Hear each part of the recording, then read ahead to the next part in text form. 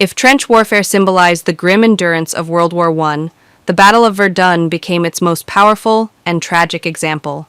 Fought from February to December 1916, Verdun was not only the longest battle of the war, but also one of the bloodiest. More than 700,000 men were killed, wounded, or went missing in a single campaign that raged for 10 relentless months. To this day, Verdun remains a symbol of sacrifice, resilience, and the futility of industrialized slaughter.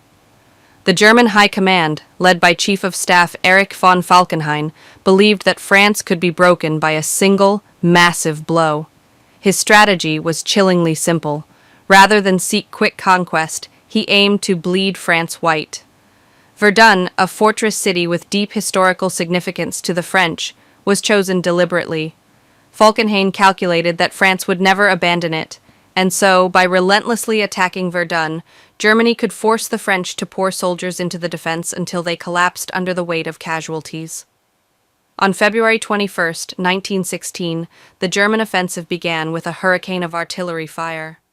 More than 1 million shells rained down on the French positions, turning forests into barren wastelands and villages into rubble. French soldiers, caught in this inferno, described the earth itself shaking as if the world were ending. The Germans advanced behind this storm of steel, quickly capturing several forts and pushing deep into French defenses. At first, it seemed the Germans might succeed. The French army was stretched thin, and morale was shaken. But soon, General Philippe Pétain, later to become a controversial figure, took command of the defense. His order was simple and became immortal. Ils ne passeront pas, they shall not pass. This rallying cry transformed Verdun into a matter of national honor. Every French soldier knew that retreat was unthinkable. The fighting that followed was nothing short of apocalyptic. Men battled for every yard of ground, often for ruined villages or shattered forts that changed hands multiple times. The landscape became a moonscape of shell craters, mud, and corpses. Artillery accounted for the vast majority of deaths, and soldiers spoke of a world where the very air seemed poisoned by fire and smoke. Entire units were wiped out in hours, yet the French endured.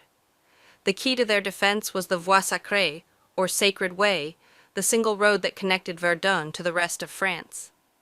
Day and night, convoys of trucks, wagons, and men poured along this lifeline, bringing reinforcements, ammunition, and supplies. The French army rotated divisions constantly, ensuring that no unit was destroyed completely.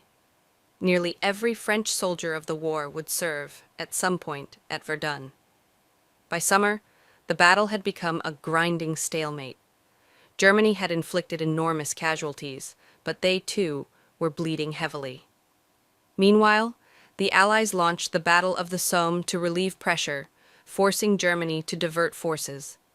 By December, after 10 months of relentless combat, the French had not only held Verdun, but regained much of the lost ground.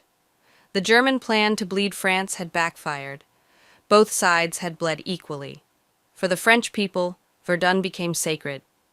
It was remembered not just as a victory, but as a national ordeal, proof of the country's endurance against impossible odds. French soldiers called themselves les poilus, the hairy ones, a term of rugged pride, and Verdun was their greatest testament. For Americans, the Battle of Verdun resonated in several ways. When U.S. soldiers later arrived in France in 1917, they were awed by the devastated landscapes and the stories of sacrifice. Verdun symbolized the horror and futility of modern war, but also the courage of ordinary men forced to endure it. American audiences could connect to the story because it showed the human spirit under unimaginable pressure, a struggle not for conquest, but for survival and dignity. Even today, Verdun is remembered as one of history's greatest tragedies. The ground still bears the scars, and entire villages destroyed in the fighting were never rebuilt. Memorials and cemeteries stretch across the region, with countless graves marking the price of 10 months of fire. The phrase, "they shall not pass," still echoes not only as a French motto, but as a universal cry of resistance against overwhelming odds.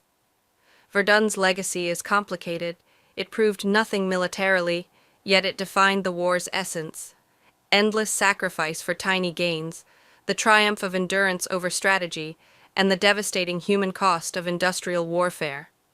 For U.S. readers, Verdun stands as a reminder that even in wars fought far from home, the universal human struggle for survival, honor, and resilience speaks across borders and generations.